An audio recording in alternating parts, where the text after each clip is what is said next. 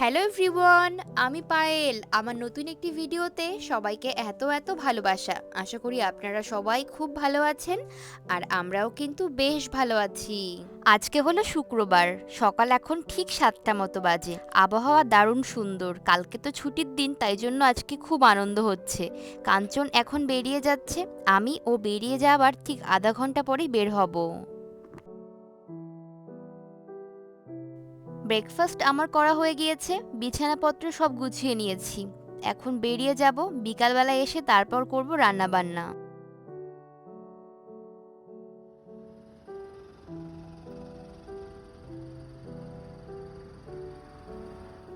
সকালবেলায় যখন বেরিয়েছিলাম তখন অতটাও না খারাপ ওয়েদার ছিল না, বেশ ভালো ছিল, ঠান্ডা ফুরফুরে হাওয়া বইছিল। কিন্তু বিকালবেলায় ফেরার সময় খুব বুঝতে পারলাম একদম হাওয়া নেই, কেমন যেন চারদিকটা থম মেরে রয়েছে। প্রচন্ড গরম, তারপরেও কোনো ঘাম হচ্ছে না, কেমন যেন একটা স্যাঁতসেঁতে ওয়েদার। আজকে আর তাই জন্য কোনো মাছ মাংস ডিম কিচ্ছু রান্না করব না, সিম্পল নিরামিষ খাবার রান্না করব, যেটা খেলে শরীর আর পেট দুই স্বস্তি পাবে।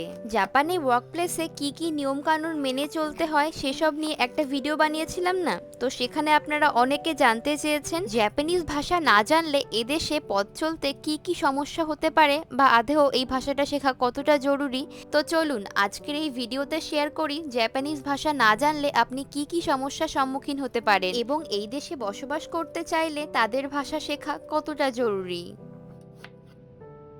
কাঁচকলার ডালনা কে কে খেয়েছেন হাত তুলুন দেখি। আমার মায়ের হাতের কাঁচকলার ডালনা সে কি অপূর্ব খেতে। তবে মাকে তো আর এখন কাছে পাচ্ছি না, তবে যেটা পাচ্ছি সেটা হচ্ছে এই কাঁচকলাগুলোকে। তাই এটাকে দিয়ে আজকে আমি কাঁচকলার ডালনা বানাবো। কাঁচকলাগুলোকে ভালো করে ছুলে নিয়েছি, খোসাগুলো ফেলবো না, কিন্তু এগুলো দিয়েও কিন্তু একটা দারুণ রেসিপি করা যায়। মোটামুটি এটা তো আমরা প্রত্যেকেই জানি যে জাপানের একটি নিজস্ব ভাষা রয়েছে। জাপানিজ ভাষায় যেই ভাষার নাম হলো নিহঙ্গো। যেই দেশে থাকবেন সেখানকার ভাষা যদি আপনি একবার শিখে নিতে পারেন তাহলে আপনার পথ চলা ভীষণ স্মুথ হয়ে যায়। আর এই দেশ এমন এক দেশ যেখানে একেবারেই ইংরাজি ভাষার ব্যবহার নেই, তাই জন্য তাদের নিজস্ব ভাষা আমাদের বিদেশিদের কিন্তু শিখতেই হবে। খুব ভালো করে লক্ষ্য করলে বুঝতে পারবেন এখানকার যে কোনো জায়গা, সে আপনি ধরুন ট্রেন, বাস, অফিস, আদালত বা আপনার নিজস্ব কাজের জায়গা, সর্বত্রই কিন্তু জাপানি ভাষার ব্যবহার সবচেয়ে বেশি। জাপানি ভাষায় একটু আধটু কথা বলতে না জানলে সবচেয়ে বড় যে সমস্যাটি আসে সেটি হলো কাজের জায়গাতে। সে আপনি যে কোনো সেক্টরেই কাজ করতে যান না কেন, যে কোনো জায়গায় কাজ করতে গিয়ে যদি আপনি ভাষার ব্যবহার করতেই না পারেন তখন সবচেয়ে বেশি সমস্যায় পড়বেন আপনি নিজে। তারা কিছু বললে আপনি না পারবেন তাদের কথা বুঝতে, আর না পারবেন আপনি নিজের কথা তাদেরকে বোঝাতে, আর তখন ওই সিচুয়েশনে কিন্তু আপনার নিজেকে খুবই অসহায় মনে হবে।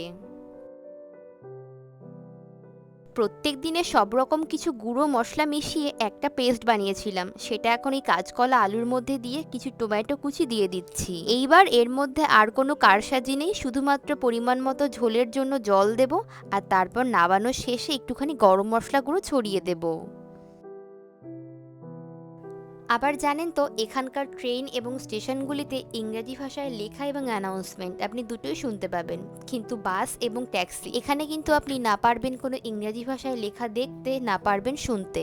আর তখন যদি আপনি জাপানিজ ভাষা না জানেন সেই মুহূর্তে আপনার ভরসা হবে যেটি, সেটি হলো গুগল ম্যাপ অথবা গুগল ট্রান্সলেটর।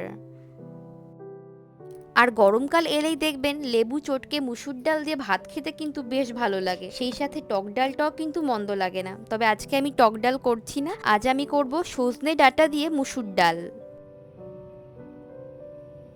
এছাড়াও কখনো যদি খাবারের জিনিস কিনতে গিয়ে আপনি চেক করতে যান কি কি উপাদান রয়েছে ওই খাবারটিতে, দেখতে পাবেন প্রত্যেকটি লেখা রয়েছে জাপানিজ ভাষায়। এদেশে মূলত 95% জিনিসের প্যাকেটেই সম্পূর্ণ লেখা থাকে জাপানিসে।